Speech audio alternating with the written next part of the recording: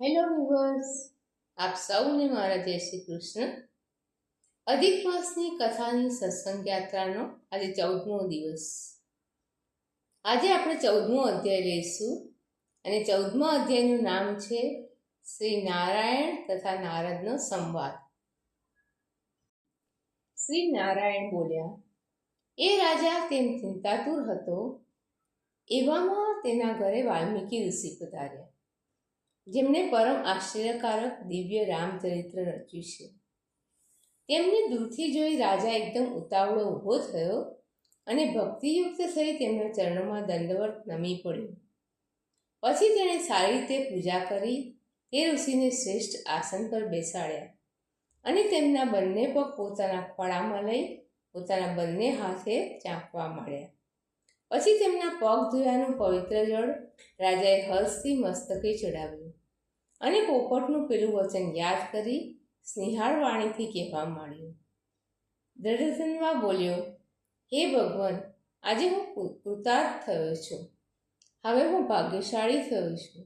હે પ્રભુ, આજે મારો જન્મ સફળ થયો છે અને આજે મેં સર્વ પુરુષાર્થો પ્રાપ્ત કર્યા છે. આજે મારું શાસ્ત્ર જ્ઞાન તથા શાસ્ત્ર શ્રવણ સફળ થયું છે. કારણ કે હે જગતને પવિત્ર કરનારને પણ પાવન કરનારા, આજે મને આપના દર્શન થયા છે. તેથી મારા ભાગ્યનું શું વર્ણન કરવું? ખરેખર મારા ભાગ્ય મોટા છે. શ્રી નારાયણ બોલ્યા, મુનિશ્રેષ્ઠ વાલ્મીકીને એમ કહી રાજા દ્રઢધન્વા બોલતો બંધ થયો. એટલે એ રાજાને વિનયવાન જોઈ અત્યંત પ્રસન્ન થયેલા મુનિ વાલ્મીકી પણ લોકોને હર્ષ પ્રમાણતા આ વાક્ય બોલ્યા. વાલ્મીકીએ કહ્યું કે હે શ્રેષ્ઠ રાજા, ધન્ય ધન્ય, તારા વિશે આવો વિનય હોય એ ઘટે છે. પણ હે રાજા, તું ચિંતાતુર કેમ જણાય છે? તારા મનમાં જે કંઈ ચિંતાનું કારણ હોય તે તું સર્વે મને કહે. મને લાગે છે કે તારે કંઈ કહેવાની ઈચ્છા છે. તો હે મહાબુદ્ધિમાન, તારે જે કહેવું હોય તે તું કહી શકે છે. દ્રઢધન્વા બોલ્યા, આપણા ચરણ કમળની કૃપાથી મને હંમેશા સુખ જ છે. પરંતુ હે વિદ્વાન, મારા હૃદયમાં એક મોટો સંદેહ રહ્યા કરે છે. એક જંગલી પોપટના મુખથી નીકળેલું વચન મને સાલ્યા કરે છે. તે વિશેનો સંશય આપ દૂર કરો. એક વખત મૃગયા રમવાની ઈચ્છાથી હું ગીચ વનમાં ગયો હતો. ત્યાં મેં એક સરોવર જોયું, તેનું પાણી પીધું અને પછી થાક ઉતારવાની ઈચ્છાથી મોટા વડના ઝાડ નીચે હું બેઠો. એ ઝાડની છાયા ઘણી ઘાટી હતી, કેમ કે એ ઝાડ ઘણું મોટું હતું અને મન તથા નેત્રને આનંદદાયી હતું. એ ઝાડ પર એક પોપટ બેઠો હતો. તેના પર મારી નજર પડી. ખરેખર તે પોપટ મનને હર્ષકારક હતો. એ પક્ષી પર જેટલામાં મારી નજર પડી તેટલામાં તો એ મારી સામે મોઢું કરી અને મને જોઈને એક શ્લોક બોલવા લાગ્યો. તે સાંભળી હું અત્યંત વિસ્મય પામ્યો છું. એ પોપટે શું કહ્યું તે હું સમજી શકતો નથી. મારા હૃદયમાં એ વિશેનો સંદેહ રહ્યા કરે છે. તેને દૂર કરવા આપ યોગ્ય છો. મારે રાજ્યનું સુખ છે, સુંદર દેખાવના 4 પુત્રો છે, સુંદર પતિવ્રતા પત્ની છે અને હાથી, ઘોડા, રથ, પાળા આદિ અતુલ સમૃદ્ધિ છે. તો હે બ્રહ્મન, એ સમૃદ્ધિ હમણાં મને કયા પુણ્યથી પ્રાપ્ત થઈ છે? આ બધાનો વિચાર કરી ટૂંકમાં કહેવા આપ યોગ્ય છો. રાજાના એ વાક્ય સાંભળી મુનિશ્રેષ્ઠ વાલ્મીકી પ્રાણાયામ પરાયણ થયા અને 2 ઘડી ધ્યાનમાં રહ્યા. તેમણે ભૂત, ભવિષ્ય તથા વર્તમાન જે કંઈ છે એ બધું હાથમાં રહેલા આંબળાની પેટે સ્પષ્ટ જોઈ લીધું અને પછી હૃદયમાં નિશ્ચય કરી એ રાજા પ્રત્યે તેમને કહેવા માંડ્યું. વાલ્મીકી બોલ્યા, હે શ્રેષ્ઠ રાજા, તારા પૂર્વજન્મનું ચરિત્ર તું સાંભળ. હે રાજેન્દ્ર, પૂર્વજન્મમાં તું દ્રવિડ દેશમાં ઉત્પન્ન થયેલો સુદેવ નામે કોઈ બ્રાહ્મણ હતો ને તામ્રપર્ણી નદીના કિનારે રહેતો હતો.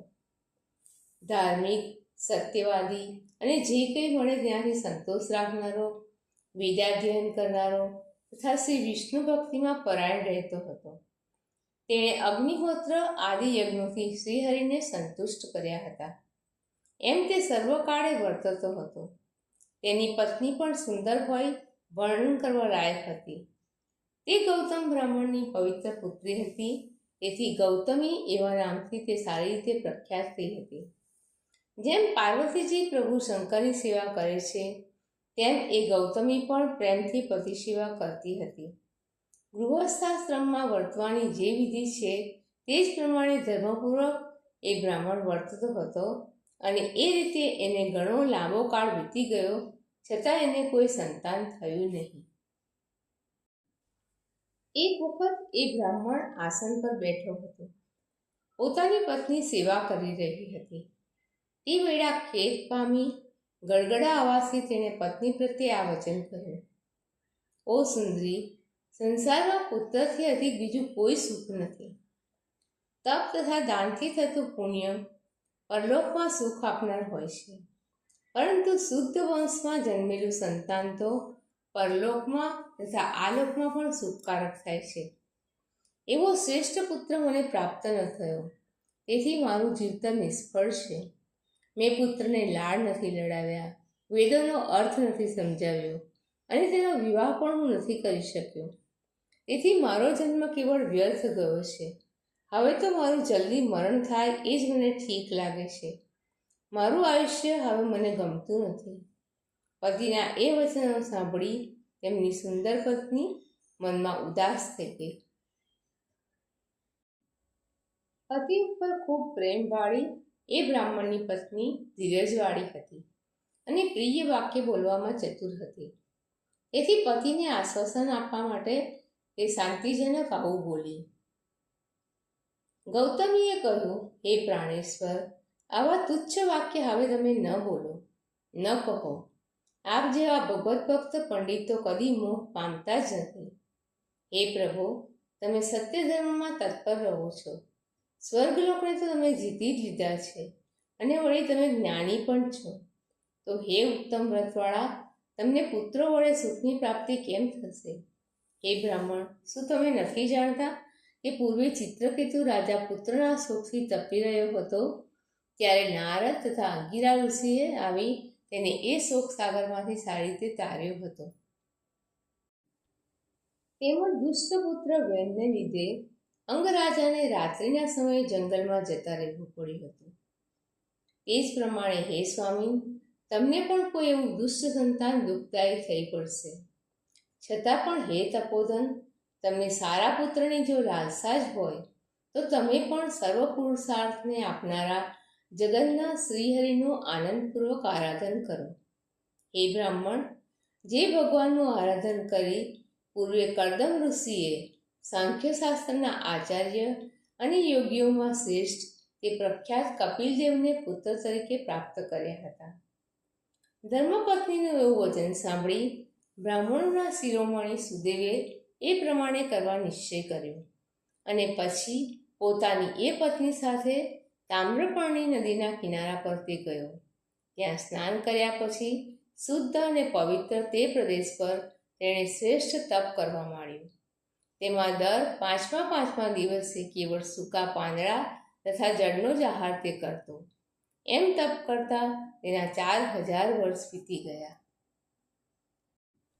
હે નારદ, તપના ભંડાર એ સુદેવના તે તપથી ત્રણેય લોક કંપવા લાગ્યા. ત્યારે ભક્તવત્સલ ભગવાન તેનું એ ઉગ્ર તપ જોઈ તરત જ ગરુડ પર બેસી ત્યાં પ્રગટ થયા. શ્રી નારાયણ બોલ્યા: નવા મેઘ જેવા શ્યામ, પ્રસન્ન મુખવાળા અને જગતનું રક્ષણ કરવામાં સમર્થ એવી 4 ભુજાઓથી યુક્ત જણાતા તે મુકુંદ મુરારીના દર્શન કરી સુદેવ બ્રાહ્મણે હર્ષથી તેમને સાષ્ટાંગ પ્રણામ કર્યા. ઇતિ શ્રી બૃહન્નારદીય પુરાણ વિશેના પુરુષોત્તમ મહાત્મ્યમાં શ્રી નારાયણ તથા નારદના સંવાદ નામનો 14મો અધ્યાય સમાપ્ત. દર્શક મિત્રો, આપ સૌને મારા જય શ્રી કૃષ્ણ. કાલે ફરીથી મળીએ અધિક માસની કથાની સત્સંગ યાત્રામાં એક નવા અધ્યાય સાથે.